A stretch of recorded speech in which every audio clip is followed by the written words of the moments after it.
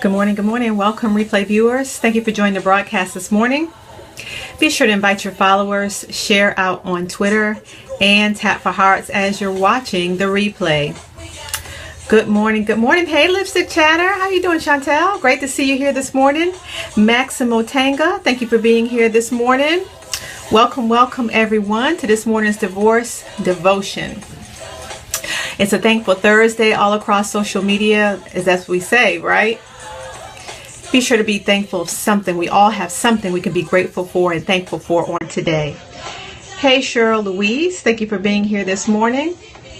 Welcome, everybody. Be sure to invite your followers, share out on Twitter, and tap for hearts as you're watching the broadcast. Good morning, Max. Thank you for being here. Good morning, Eddie. Good to see you as always. Welcome to this morning's broadcast. We'll give people a moment or so to jump on in.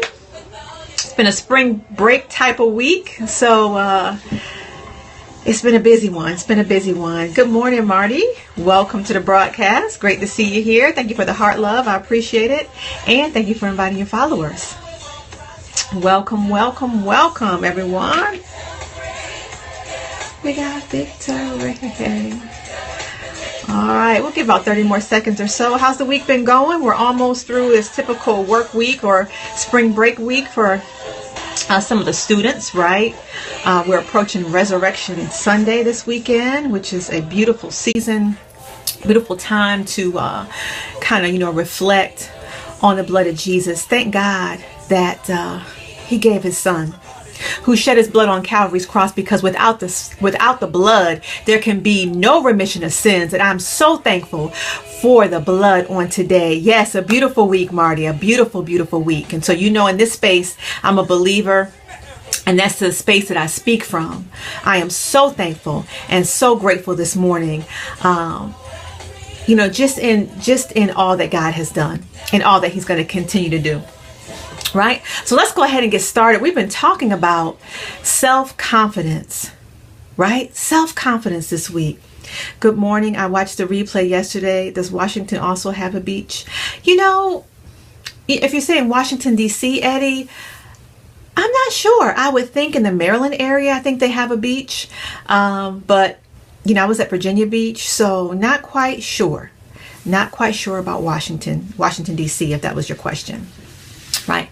Well, listen, welcome to this morning's Divorce Devotion. For those of you who don't know me, my name is Andrea Stuckey, and I am the founder of Live, Life, Loved, and Divorcee Liberation, which is an online resource and community for women who desire to rebuild, redefine, and liberate their lives following separation and divorce. I am a transformational life coach. I'm also a speaker and the author of the book, Suddenly Single, A Woman's Spiritual and Practical Guide to the First 5 Years Following Separation and Divorce. Thank you for joining this morning's broadcast. Listen, for those of you who are new, if you're new to the broadcast, type a 1 in the chat box over on Facebook Live. If you're just joining the broadcast, welcome this morning. You can be sure to tag some friends as well, and you can thumbs up and like and heart over there on Facebook as well. Listen, thank you, Apple TV viewers, for watching as well. I have been divorced twice. So if you're new, for those of you who watch me all the time, I got to say it. For those who are new, that's the space that I come from. I've been divorced twice. I have an older daughter who's 23. When she was 16 months old, my first husband literally walked out. Never ever to see him ever again. Even now in over 21 years, never heard his voice ever again. And then subsequently, years later, I remarried. And after a 13-year marriage, 15 years in that relationship, I found myself suddenly single, going through my second divorce, with then a teenager and a 6-year-old. And so I share that information for those of you who are out there who may have been abandoned, who are going through rejection, who maybe have suffered verbal, physical, emotional abuse. I understand those spaces. And so I come and share here. I'm not an advocate of divorce. I believe that marriage is God's ultimate and perfect will for our lives in terms of relationships. However, I recognize that we find ourselves, unfortunately, in this space. And so even as a believer, even as a Christian, we find ourselves in this space. And it's not my judgment, right? You, your spouse or former spouse, and God know all that took place. Not my judgment. So this is a safe zone. Welcome, Brookfield Boy. This is a safe zone. This is a safe space for anyone who chooses to be here, right? And so we've been talking about self-confidence in terms of divorce, right? So we talked about earlier on the week about the causes, right? We talked about, do you have low self-confidence? Can you recognize those things, right? And so today we're following up, kind of wrapping up the series with 5 ways to rebuild your self-confidence as you go through a divorce, right? Or you've come out. And oftentimes this is a common piece of the puzzle, especially for women. We come out of a long-term relationship, or we come out of a marriage. Good morning, Christina. Great to see you. We come out of a relationship or a marriage and we don't know who we are. We've lost bits and pieces of ourselves, right? And oftentimes as women, God has made us nurturers, but oftentimes we give and give and give, and we push ourselves, our wants, our beliefs, our values under surface. And so when we come out of these relationships, we've lost bits and pieces of ourselves, right? And for those of you who've gone along a divorce and you understand the process from the legal aspect, from the actual physical transitions that take place, it takes a lot out of you, right? It makes you second guess yourself in some areas. And if you've come out of an abusive type relationship, good morning, Marvin, thank you for being here, then you also have lost bits and pieces along the way. So if you haven't checked the replays, if you haven't been here earlier in the week, you can feel free to check those replays on the causes. A lot of times with self-confidence, we lose it, believe it or not, beginning in childhood, right? Oftentimes there may have been trauma through neglect or abuse, verbal abuse, emotional abuse, maybe addicted parents who suffer from addictions, right? Or just a broken home. Could have been bullying, right? And we've talked about that in the past. I'm not going to do another broadcast on those reasons, but sometimes they're foundational in childhood or in former relationships. And what happens is we bring them into relationships as well, right? Not feeling very confident about who we are, right? And believing in ourselves to achieve. And so the big thing in this space is that you can grow. Right? Worldwide 6510 says true. Thank you so much. So in this space, even though you're going through a separation and or divorce, the next chapter of your life doesn't have to be the same as the past. Regardless of what has been done to you, regardless of what has happened to you in your life, you have an opportunity to rebuild your life, to grow and change, and make the rest of your life whatever you desire for it to be. You have power within you. You have everything inside you that you need, and you have to first know that, right? You have to recognize that. And then you have to do the internal work, which is very, very uncomfortable. The internal work on yourself to help you get to that next chapter. So listen, I always start with a quote or a scripture, and I just have a quote today, and we're going to rock through these 5 ways of rebuilding your self-esteem, and then I'm going to let y'all go, and we're going to press on with our week, right? Welcome, Empire, JK92. 207 more weeks of alimony, and I'm free, says Peter Bang Bang. Hey, it goes with the process. It goes with the process sometimes. The alimony, child support, or lack of child support, all of those different things, right? But I think you're being a little humorous there, but you know, it's real talk. 1 second, guys. Let me just find my quote. Welcome, SSALC. Thank you guys for being here this morning. And this morning's quote says this: the best way to gain self-confidence is to do what you are afraid to do. Let me say it again. You guys know I love to repeat the quotes. The best way to gain self-confidence is to do what you are afraid to do. And it's an unknown author of that quote. And before I get into my tips, let me say this in reference to the quote. This is very, very true. When you create small wins for yourself, no matter how big or how small, and you achieve that, and you're able to achieve that, it builds and lifts your self-confidence. And that can be in any area of your life, from physical, spiritual, emotional, right? On a career or occupational path, whatever that area is for you. My friend just went through divorce, and women have a ridiculous upper hand on the deal. Listen, F.R. Mason, let me share this with you. I don't think it's gender-based. I don't think it's gender-based, because here's the thing. 90% of women end up with their children if children are involved in the divorce, right? 90% of women have primary custody of their children. Not all, but most. We have many single dads who've come to the broadcast. Let's not change the narrative. We won't. Many single dads have come to the broadcast and shared that. But I will say this, is that when you have those children, you have a greater responsibility. You have a greater, writing a check, even though it may be costly, is just one aspect of rearing children. Right? So that's a whole nother scope. And actually, Mulim says, yeah. Actually, I've talked about that. You can check. I have over 200 replays. We talked about co-parenting, child support, and all those things. So feel free to catch the replay. Let's stay on point today. We're talking about 5 ways to rebuild your self-confidence after divorce. Number 1, being grateful. This is a Thankful Thursday, as we say on today. But listen, it's very challenging for negativity and gratefulness to dwell in the same place. So you can't operate in a spirit or a realm of self-confidence, feeling good about yourself, if you're in victim mode, if you're in a negative mode, or if you have things that you have not let go, i.e. anger, i.e. unforgiveness. They cannot all dwell in the same space. So number 1, in order for you to feel great about yourself, right? Or begin to feel great about yourself, you have to recognize how grateful that you are.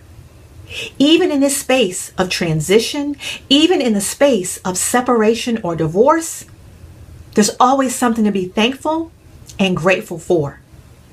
Some people didn't even wake up today. Some people don't have a place to stay. Some people are walking through all types of tumultuous activity in their lives. We can always find something to be grateful for. And when we do, that begins to lift us up, right? We begin to feel good about ourselves because we know that we could be doing a lot worse. Does that make sense? Number 2, 2 years from divorce, Android, my kids, Lucina with me, thank God. Not sure what you're saying. I think you're saying that you've been divorced twice and your children are with you. Is that correct? You guys be sure to tap for hearts. I don't see any hearts. Is Periscope working? You guys know I have a heart goal. Be sure to thumbs up and share out on Facebook as well. I'd appreciate that. There we go. I love those hearts. Thank you so much. Number 2. Okay, 2 years. Okay. Number 2, smiling. Now you guys are saying, this seems superficial. No, it does not. When you smile, first of all, it triggers you. You feel better about yourself when you're smiling, right? So it's hard to, i.e. smile and be negative, right? Because negative is a part of your low self-esteem. You don't feel good about yourself, right? But when you're smiling, your best is facing the world outside, and you get reception from smiling. Have you ever tried that? Walk along your day today, look at someone you don't know, and just smile. And watch the feedback that you get. And oftentimes the feedback helps even lift you up. Because remember, this is a challenging time. Going through a divorce. Whether you're already divorced, even if the papers are already signed, there's still recovery process. It's still a journey, right? And oftentimes people get stuck in certain positions along their divorce journey, right? So what we've been talking about this week is how to rebuild this, right? Check the replays. right? Because you got to deal with the foundational pieces first, right? It's all relative. Hey, the Joker Mouse, thank you for joining. What a great handle, right? Number 3, and then we're going to get to the meat. Exercising. Yes. Exercising. Do you know why? Hey, Joker. Exercising triggers endorphins in your brain, the feel-good hormones. And so when you're active, when you're walking, running, whatever works for you, Zumba class, even just doing some jumping jacks. Hey, welcome everybody. What that does is it triggers happy hormones, so to speak, in your brain called endorphins. That's right, Joker. It releases endorphins and gives you more energy. And when you have more energy, you feel better. You feel better in general, and you feel better about yourself. Right? Because this is what we're talking about. Believing in ourselves, feeling better about ourselves, right? I did say Zumba class. I've never taken a Zumba class personally, but I know that it's very, very popular. I know that it's very popular. Hey, TZ Dwan, thank you for joining. Hey, James, welcome to the broadcast. Right? So exercise is huge. And for many of you, if you know anyone who's very successful, exercise is usually a very keen part of their life. And it can look different for everyone on how that exercise. It could be running. It could be classes, as we said. It could be some form of yoga. It could be a host of things. Cycling, different things for different people, right? But it's very, very important to incorporate that into your life. What is the origin of Zumba class? I don't know, Eddie. I really don't know. Beautiful. I'm leaving the group, but I'll catch the rest of the topic on replay. Well, thank you so much, Worldwide, for joining. Yes, catch the replay. If you're not following, be sure to hit the little Perry guy down in the corner and join and follow me so you can get all my notifications of future broadcasts, right? So yes, exercise is very important. Number 4, here's another piece. Upscale your grooming. Upscale your grooming. When's the last time you've done something different for you in relation to your outer? Right? Here's the thing. Can I speak simple English, TJ Dwan? I am not sure what country or what what language we're coming from. Hey, thank you guys for the heart love. Upscale your grooming. So what I'm saying is this. First of all, think about even when you're a kid, you got dressed up for the holidays. Or if you get dressed up even now, you wear a suit, you wear a dress, right? You put on the little extras. You feel a lot better about yourself. Now, does this mean you have to put on a suit every day? Absolutely not. But all it's saying is do a self-check. Do a self-check. When's the last time you've put effort into what you're putting on each day? Just something a little bit different will make you feel better about yourself, right? Your hygiene, your perfume or cologne. For you men, and I don't know, if there's a woman who disagree, I want you to share. But there's nothing like walking past a man who smells good. Now, men, you may feel the same. For women, I don't know, because I'm a woman, right? But that smells good, not too strong, but fresh, right? And so these are things that we must do for ourselves, because we're always doing it for other people. We're buying our children things. Now, I'm not saying go on a shopping rampage. I'm not saying that. But what I'm saying is effort. Effort into your grooming, right? It makes you feel better. For women, raise your hand. If I get a new lipstick, you guys like this one? I've had it for a while. Little things. Hey, Sonia. That make you feel better about yourself in regards to your grooming. I can only speak Chinese. How can I understand you? I think there's a way that you can translate the broadcast, but I'm not really sure, and I apologize. Marty Stone says yes. Absolutely. Upscale your grooming. So just think, when's the last time you've done something different in regards to your grooming, whether it's your hair, your hygiene, the way that you dress, the style of your dress, right? For men, maybe a different look, maybe a mustache versus the beard, or shave it all off, or something different. It helps lift your spirits about yourself when you're put together a little bit better. It doesn't mean you have to be dressed up in a suit or dressed up in a dress. And if you're already doing that, then that's great, because you probably feel so much better when you're getting yourself ready each day and presenting yourself to the world. Welcome, Prophet Mackenzie. Thank you so much for being here. You guys, let me do a quick reset. For those of you who are just jumping onto the broadcast, my name is Andrea Stuckey. I am the founder of Live Life Loved and Divorcee Liberation, which is an online resource and community for women who desire to rebuild, redefine, and liberate their lives following separation or divorce. Thank you for joining. I see we have some new viewers here. Welcome to this morning's divorce devotion. Welcome, welcome, welcome. Be sure to tap the little Perry guy and follow so you can get all future notifications as well.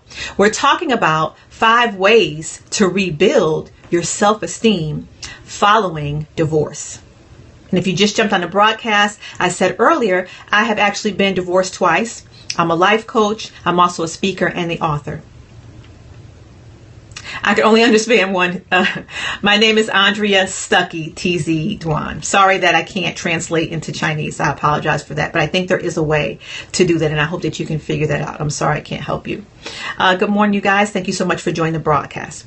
Let me just do a quick recap before we go along with the last tip, so to speak. This morning we talked about being grateful. We talked about how smiling lifts your spirits. We talked about the importance of exercise and releasing those endorphins in your brain, which make you feel better about yourself.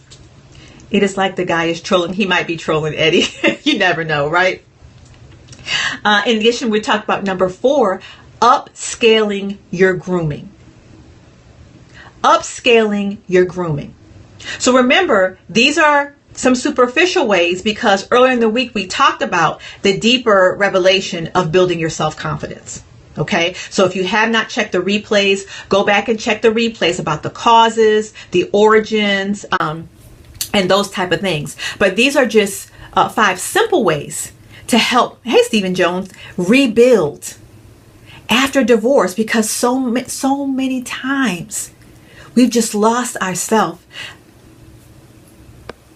I'm gonna, 1 second. Don't drain the bacon grease before you fry the eggs. That'll lift your spirit. Okay, RF Mason. Good morning, you guys. Good morning, Stephen. Good morning, Sunsoul. Thank you so much for being here. I appreciate it so much. So let's rock on to number 5. And number 5, another way to increase your self-confidence is to do something that you love. Do something that you love. How often do we get into the hamster wheel of life, right?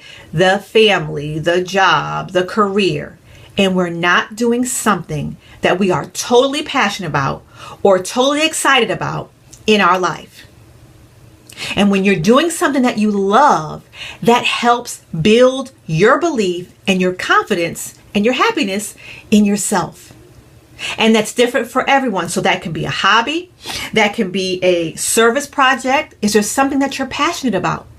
Is there an area in life or a service or a segment of people that you feel called to serve? Right? When you are in your passion and purpose, or when you're doing something that you enjoy, that lifts up your confidence. And let me tell you, I think for those of you who rocked me for a while, I've shared this. My youngest daughter is 12 years old right now. Hey, all eyes on my. Thank you for being here. I like that handle. My youngest daughter is 12. And so when she was, I think maybe 1 or 2, I have an older daughter as well. And I was pretty much at home. I decided that I was going to teach myself to sew. Now, never had a background in sewing, never took home economics, any of that. So what I did was went to the library, bought some books as well, got a sewing machine, began sewing, right? Wow, that opened so many doors for me. Do you know, in that one simple step, I realized I opened the door to a lot of my creativity. Started getting Jesus to move up, not down. Yes. right? And I opened the door to my creativity. And from that, I actually had a handbag design line in which a small business where I went and sold handbags. I also sold handbags all around different countries. We did what were called swaps. So I had handbags in Malaysia, South America. But do you see, my whole point is how those things open the door for you to grow, to recognize your gifts, to feel good about yourself, right? To recognize that you have talents and gifts. Makes sense? That you can do things regardless of what someone has told you in the past. Regardless of what someone has told you in the past that you could or could not do, that you would or would not do. You are so much more stronger than you think. You have so much more ability in you. And oftentimes when you're going along this process of a separation, a divorce, we're bombarded from society. We're bombarded from friends, family members with all these opinions and, they want to dictate your future, but you have the power within you. I've been divorced over 10 years. My ex and I are at peace we help each other out at times. Well, that's good that you've come to a peaceful relationship. No, I'm not. Hey, Aunt Mo, thank you for being here. Right? It's good that you've come to an amicable relationship somewhere along your journey. And that's great because you found some way to release, right? And to let go. And oftentimes that is what holds us back along this journey. And since the person, I don't remember your name, I'm sorry, brought it up, holding on to anger and unforgiveness will keep you stuck, will keep the weight on your shoulders. Steve says, you're 25, okay? And Prophet says, I did that as well. Yes. Yes. Moving beyond all those emotions, but it's a process. And so for those of you who are new, walking on that journey of separation or divorce, because sometimes the actual divorce may take years, but you are living as a single individual. That's why I couple them together. And in addition, when I couple them together, these messages are not for those who are considering reconciliation. So you know your story. If you and your mate are in the process or you really have a desire to get back together, these messages aren't for you because I'm not pro-divorce. I'm not pro-divorce. Help my ex and she helps you. Okay. I never liked till death do you part in vows, Stephen Jones says.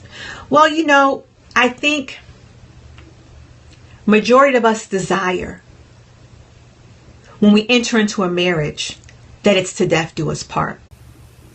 The real news is, unfortunately, oftentimes we haven't done the proper preparation or we haven't done our proper homework, so to speak, in the relationships, or we ignored red flags.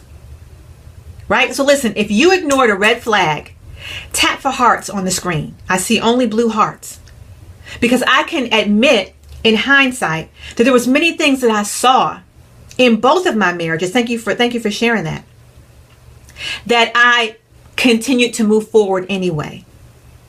Right? And so oftentimes the divorces and the challenges in the relationships are contributed by both people, both individuals involved. And so we always have so many, Marty Stone says, so many red flags, right? And oftentimes, here's the deal.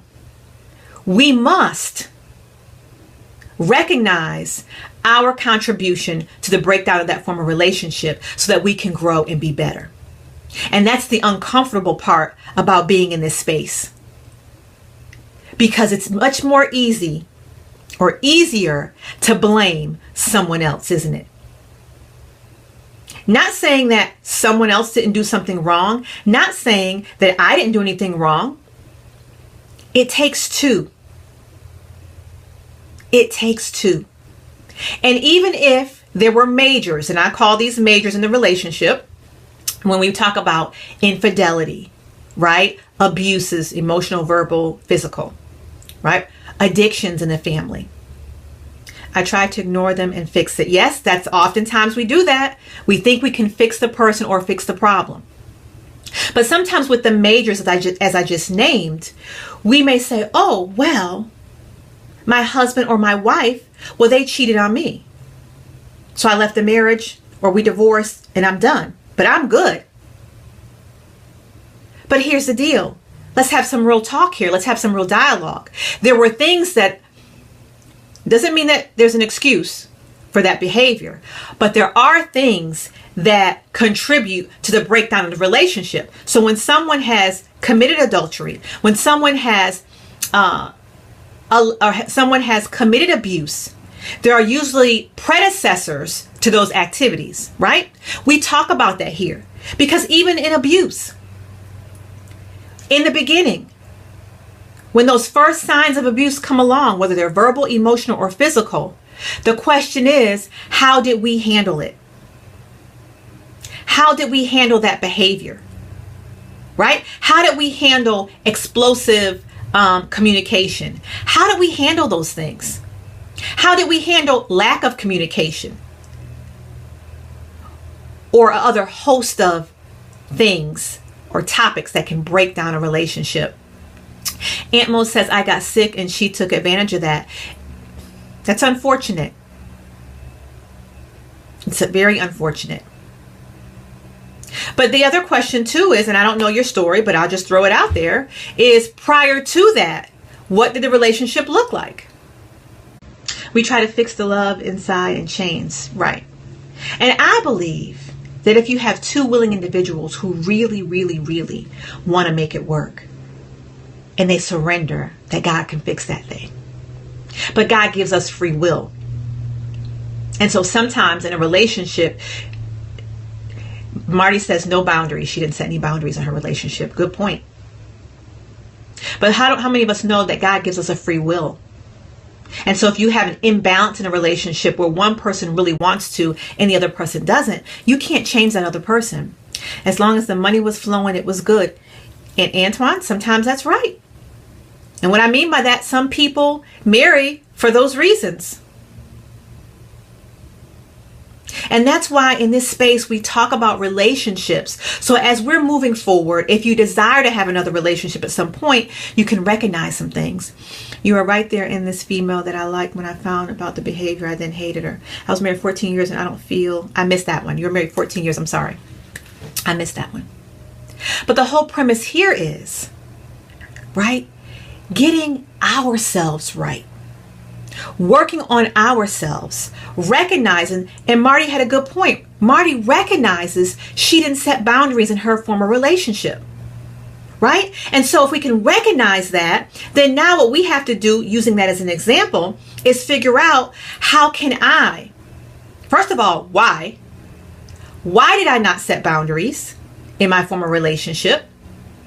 Number one. Number two, now, what do I need to do to make sure I set boundaries right now, not only in my intimate relationships, but in my friendships, my family relationships? When you love someone, it's hard to get it out of yourself. It is very difficult.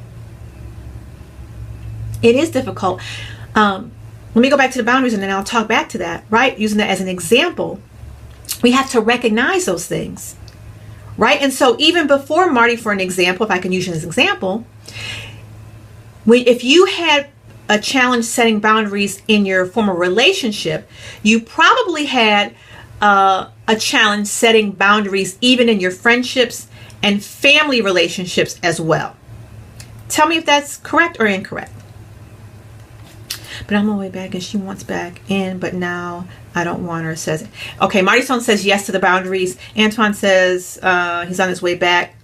Former wants to be back in the relationship. So Marty Stone says yes to the boundaries. So you see how that is across the board, right? So now what Marty can do is, during this space in her life, she can work on setting boundaries, her own personal boundaries, with friends, adult children. I think she has adult children, right? Even maybe career objectives or those type of, all of your relationships. You've got to learn to set boundaries so that you're comfortable with that. And then when you go into intimate relationships, right, or you're dating, then you are familiar with setting boundaries. And you're not afraid to say no. No, I'm sorry. That won't work for me. No, I'm sorry. At 8 o'clock, I have to do X, Y, Z. No, I'm sorry. On Thursdays, I don't commit to anything because my daughter is off from gymnastics. So if you call and you want to do something, it's not going to happen. And this is what I say to some of my family members, i.e. my older daughter, right? So just using this example. But do you see what I'm saying? You learn to change your dialogue and how you relate to people in terms of boundaries. So that was a great example. Thank you for sharing that, Marty. And the gentleman says he had to do that as well. True love has no boundaries. You will do anything for that person. Agape love. Now let's talk about that, Prophet. Let's talk about that. Agape love is the love that we have for all people. But love does not mean we have to be a doormat. Love does not mean, see, and this is where we get it mixed up in terms of healthy relationships. Marty says she's learned her boundaries starting with family, right? Love does not mean that we have to die, so to speak, for another individual. That is codependency at its greatest.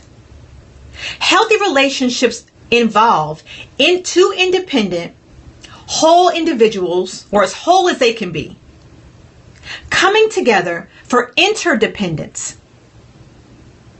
For interdependence. And what happens is we come to relationships broken, and we're looking for someone else to fix that need. When they may not be capable, they're not capable of fixing our needs because we are able to, for lack of better words, fix ourselves. I am divorced. Life great. Twice. True love, respect love, absolutely. And the Bible tells us what love looks like in 1 Corinthians chapter 13, verse 4 through 9. That is the ultimate model for us believers. Marty says this is true. After 14 years of marriage, I don't want to marry again. To each his own, Stephen Jones. I will tell you this. I've been divorced twice, right? About 7 years out of my last marriage. I am open to whatever God has for me. There is so much more life to live. First of all, I'm not the same person, right? I'm not the same person. And I'm open. I will not go in this life limiting myself, limiting what God, somebody tap for hearts, limiting what God has for me. I'm going to continue to grow. I'm going to continue to open. I want to have a healthy and long life. And I hope you do too. All of you who are watching, because there's so much more life to live. True love is waiting for you. Yes, Prophet says. Toxic relationships do long-term damage. Yes, ZZ, Mitch, they do. They do. And so for me, going back to, remarrying and all of that, whatever God has for me, I'm 48. But I'm open. I have a lot more life to live. A whole lot more. And if God sees fit that there's someone to do it with, praise God. If I got to walk it alone, I'm good with that too, because I'm good with me. And it takes time to get to that space. It takes time. It takes a lot of time. So it's not an overnight process. And I'm not even going to pretend that it is, because it's not. And it takes a lot of work. And I'm still growing. I don't have a perfect life. I'm still a parent. I'm still co-parenting. I have a 12-year-old, right? So it is a journey. Life itself is a journey. Anybody have any questions or comments for me in relation to self-confidence, marriage, divorce, any of that stuff? Hey, Aunt Mo, thank you for joining again. Thank you guys so much for the heart love. Thank you for rocking with me this morning.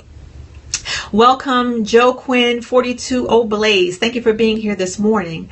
Listen, Stephen says, I'm inspired by your open mind about remarrying. Thank you. I've never been married. I'm open to marriage. I have learned it requires patience. Yes, all eyes on my patience. Let me tell you, marriage requires a lot.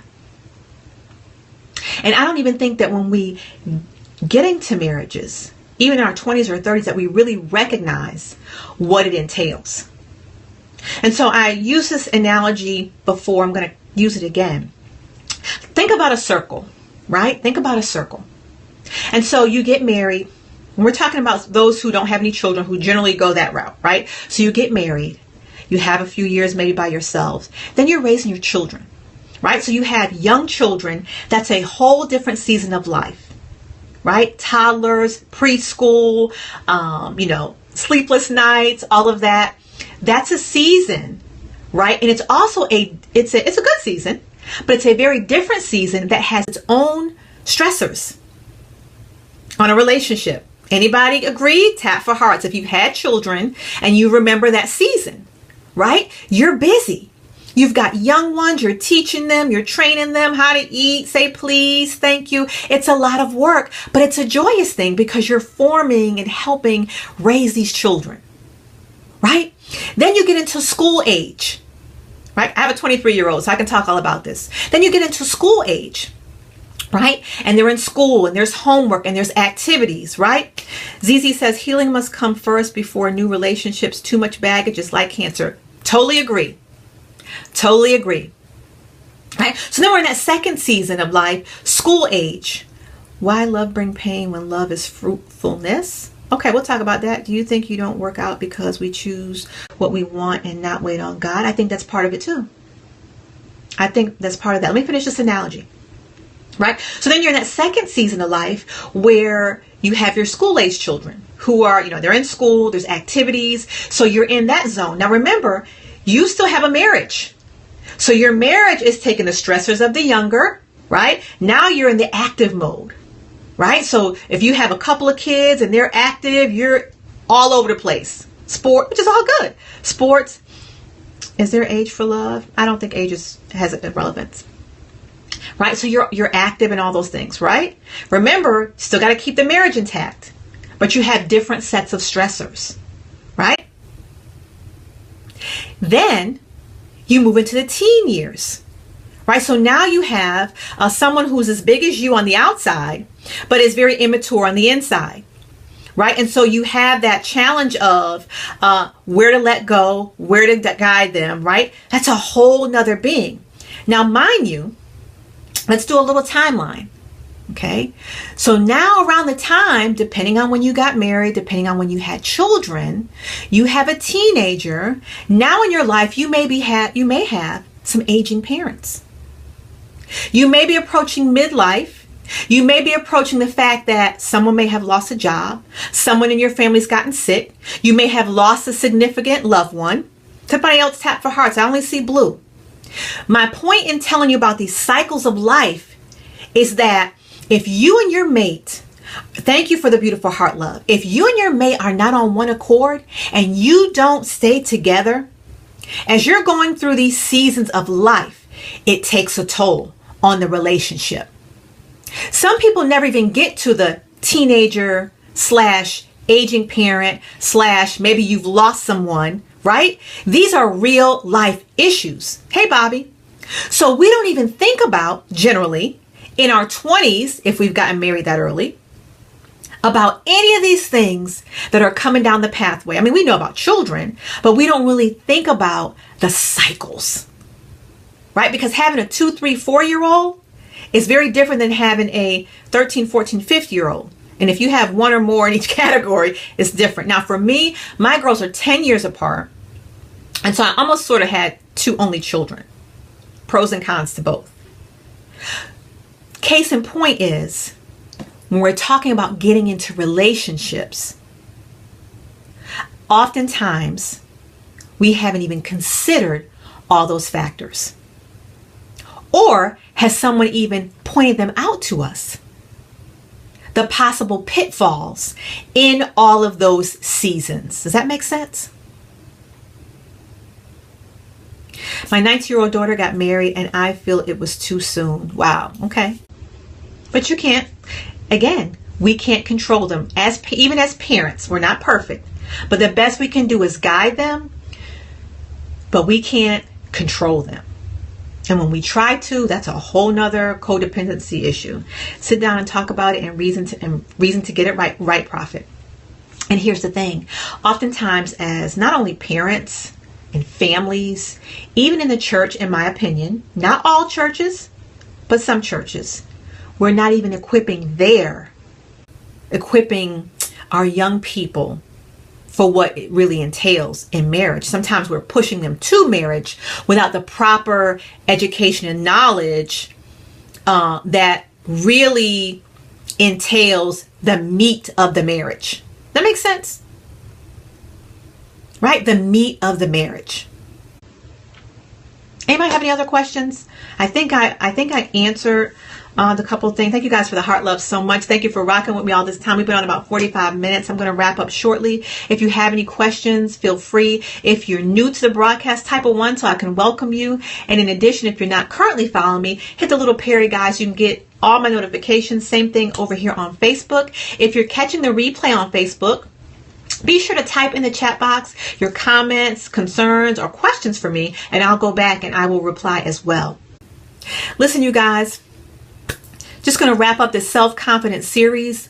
Very, very important. I want you, even as a divorcee or approaching divorcee, whether you've signed the papers or not, to believe in yourself. How do you see love, tone, love? I don't understand that. I don't know what that means. But I want you to believe in yourself. And I want you to know that there is more life to live. And that you don't have to be stuck. You don't have to remain where you are, right? With all the upheaval. Or if some people are, 2, 3, 4, 5 years out of their marriage and are still stuck. And I will say to that, if you want to chat with me, I have free consultations. You can chat. You can go to my scheduler. And here's the website for that, which is bit.ly/coach me and the number 7. So that's bit.ly/coach me and the number 7, all lowercase. How do you see love to be loved? I'm not sure what you're asking, Prophet. One of the things that we've talked about here as well is love languages. That's a whole nother topic. You can catch I think I have some replays back, but I'll just talk about it briefly. How does your mate interpret love? You may interpret it as, you may show your love by doing things. Cooking, cleaning. Stephen says divorce is okay as long as it's amicable. You may show your love by cooking, cleaning, fixing things, right? That's acts of service. But your mate may not show their love the same way. Their love may be spending time with you. That may be how they perceive love, right? And so a lot of times we have no clue. We're wondering why Susie doesn't like the flowers that you brought her, because Susie wants you to clean her car. She doesn't want gifts. Susie might want you to cut the grass. That might be a better way to show your love for her. Anybody get that? Hit some hearts for me. So we come into these relationships without a lot of knowledge. And then if we're not growing in the relationship, if we're not being intentional about staying in tune to our mate, we begin to take each other for granted, right? And things begin to slowly, they don't have to, but oftentimes they begin to slowly depart, right? So listen, let's wrap it up here. Love comes to be love. Yeah. But remember, the Bible tells us, listen, if you haven't looked at it lately, check it out. 1 Corinthians chapter 13, verse 4. Chapter 13 talks all about what love looks like. And oftentimes we have this false interpretation of love. I'm going to wrap it up there. Listen, you guys, you can stay connected with me. I'm on all platforms of social media. Live Life Loved. I also am giving away a free audio called The 4 Common Fears of Divorced Women. There's a link in my bio here on Periscope. For those of you who are watching on Facebook Live, bit.ly/ all lowercase, the 4 Common Fears of Divorced Women. This is the site. It'll take you right there for free audio download for you. So you can take a look at that. And that's a whole nother topic, right? Whole other topic, but it's free for you if you're that woman. If you've got some things going on, you're newly transitioning, check out that audio. Be great for you. All right, guys, I'm gonna wrap it up. I have to see my accountant this morning. Not fun. Fun? Not fun, right? Tax time. Shabbat to you. Blessings to you too, Prophet Mackenzie. Thank you for joining. I hope that you come back to the broadcast. Hope that you follow. Eddie, have a nice day. Thank you, Christina, for joining over on Facebook. You guys have a wonderful and blessed day. And listen, as I always tell you, no matter what the situation or the circumstance is that you're facing on today, God is always with you. He will never leave you nor forsake you. Be encouraged on today. Lift your head up.